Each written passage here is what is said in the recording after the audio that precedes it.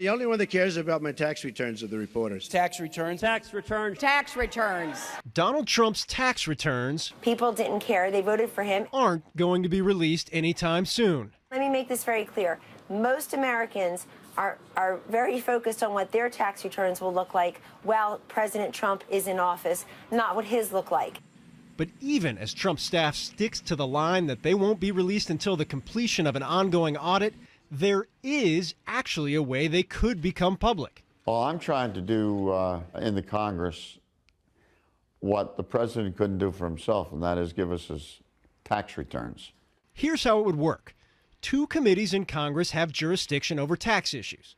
The chairman of those committees, through an obscure 1924 law, actually have the ability to obtain any American's tax returns, including Donald Trump.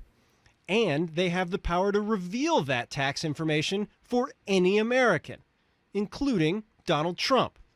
It's been done before, when it was decided for the public good that lawmakers would vote to release a staff report about then-President Richard Nixon's confidential tax return information. And that, according to Congressman Bill Pascrell, is the same reason he believes the committee should pursue releasing Trump's taxes now. The American people are on the right path. I'm just a conduit here to get the information out to the American people. They deserve to know this. They deserve to know if their president is dealing in the foreign affairs of other countries and whether other countries are dealing in our foreign affairs. And if you don't think I'm talking about Russia, you're wrong. But, at least for the moment, it's unlikely to happen. And here's why. It's Democrats who are clamoring to use this power.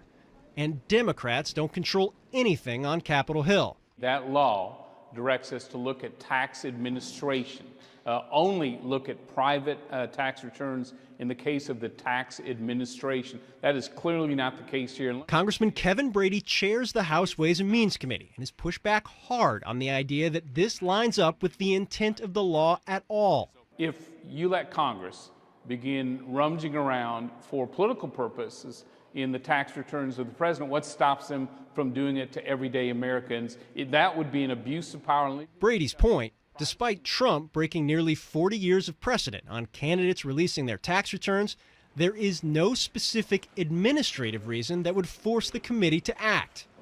And until that arises, don't expect Congress to provide any more insight than Trump himself has up to this point. It's none of your business.